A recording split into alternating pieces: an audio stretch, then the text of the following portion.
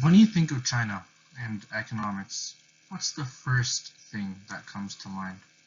An economic powerhouse, a country whose economy has grown so large it rivals the United States at the top of the world. China has developed one of the top economic systems in the world.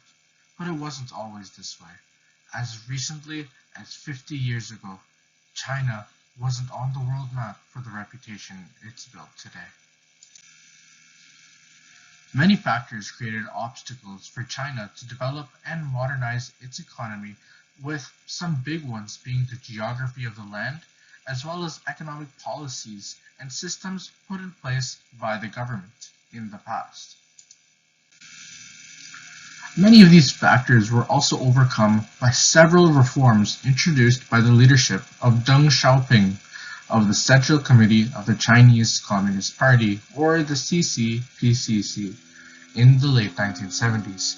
They are the only party currently in China and continue to head the nation today. In December 1978, the Third Plenum marked Xiaoping's hand-on leadership and opened topics which led to many economic policy changes, primarily focusing on attracting foreign investment and adapting a new economic system away from the previous command system which was in place. Today, we will focus on how policy changes led to the development of special economic zones, or we'll call them SEZs, and brought forward its importance. These factors were some of the key catalysts that got China its reputation as an economic hub today.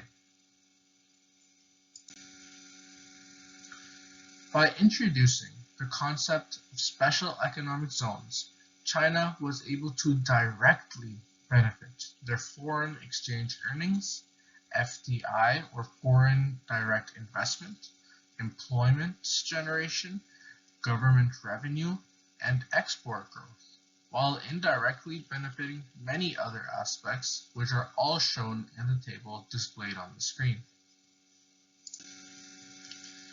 Initially, four special economic zones were implemented through the reform implemented by Deng Xiaoping, which were Shenzhen, Shantou, Zhehai, and Xiamen, and they were followed by a fifth special economic zone, Hainan, the sixth one, the Pudong district in Shanghai, and seventh one, the Binhai district in Tianjin. The goal was to compete on the global stage in exports and manufacturing alongside countries like Japan, the US, and other major countries that were, at the time, much farther ahead of China in economic development.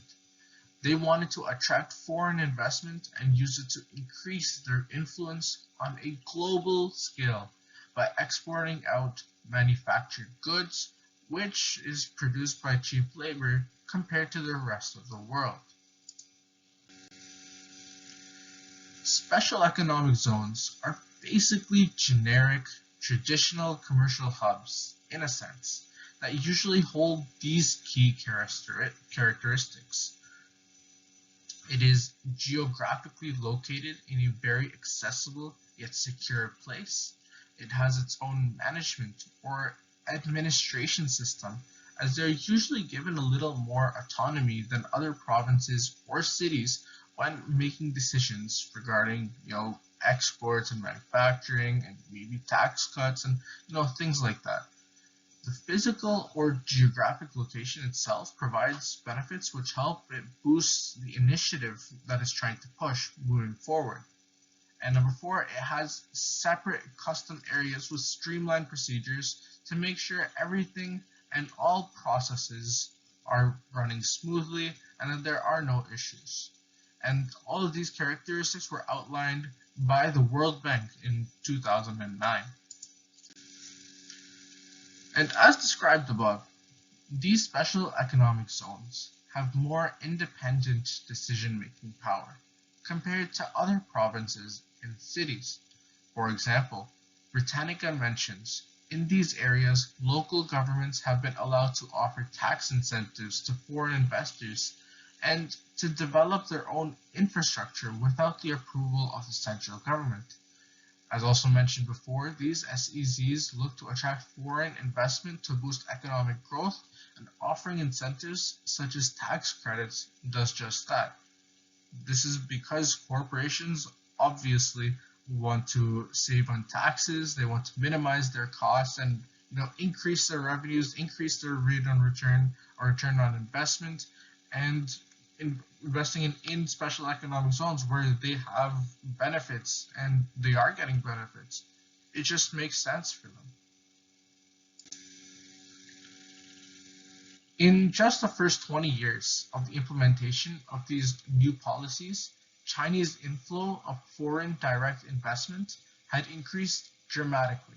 While there were ups and downs during those years and the constant introduction of new zones, the overall growth of the foreign direct investment was just an insane amount. Here is a chart that divides up the first 20 years into three phases. You can see the constant high rates of annual FDI inflow growth, with the one outlier being from 1989 to 1991 due to some civil protests led by some students in 1989, which were, to be specific, the Tiananmen protests.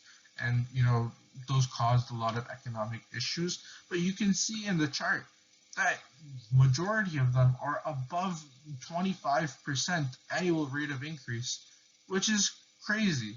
It's unheard of, unseen, and this is due to China's miracle growth, as they call it, because when they're lower on the economic growth scale, they have a lot of room to grow, and they grow exponentially in that way. But a big catalyst for that was the special economic zones.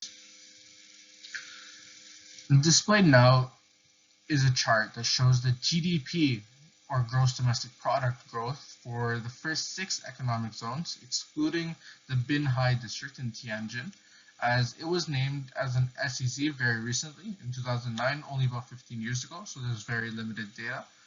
Otherwise, you can see the exponential growth in each of the zones. When they introduced the policies in 1978, the average mean GDP per capita in US dollars is 64.14. And 41 years later, in 2019, the average mean is about $16,000, which is about a $25,000 overall increase across all the zones. For comparison, from 2000 to 2019, there was a 460% increase in GDP per capita in these special economic zones, while New York, the state with the highest GDP per capita in the United States, had only an increase of about 30% in that same time period. By juxtaposing both those statistics, you can see the miracle growth that occurred within those zones and how much they contributed to the overall growth of the Chinese economy. So now that we've explained what the point of special economic zones are and the impact that it's had on the Chinese economy, we need to discuss why foreign direct investment is so important, and why was that the main focus when establishing the concept of special economic zones. FDIs, or the short form for foreign direct investments, are crucial to allow the buildup and improvement of human capital and bring an inflow of technology from foreign investors from abroad. With a larger and more skillful labor force, as well as new technology being brought in over a long time span, China was able to grow and take advantage of these and grow the manufacturing and export sector, which was all part of their economic plan. Studies show that foreign direct investment is key to growth, especially in developing countries, which is, the stage China was at back in 1978. This chart, which I retrieved from the International Monetary Fund's website, is sufficient proof that FDI is one of the most important factors in helping a nation's economy grow. China saw this as an opportunity and took advantage of it through the development of these SEZs. Another major factor into growing China's expanding economy was the introduction of open coastal cities and China's vision of using their coast as a resource to export their goods offshore and generate more revenue in that manner. In 1984, China created 14 of such cities called open coastal cities as they looked to build upon their success from the special economic zones. These additional cities were also given policy privilege with the ability to conduct international trade, but had a little bit of a disadvantage compared to the special economic zones due to slightly higher corporate taxes. These cities also played a huge role in ease of access to ports and shipping across the world. All in all, special economic zones were a key catalyst in developing China into the economic mega powerhouse that it is today. The policies implemented and built upon by Deng Xiaoping in 1978 started a revolution in China that resulted in growth unseen like any other. It's taken 46 years for China to get into the position it is today, and SEZs were a big part of that. Thank you for listening to my presentation today, and that's all, folks.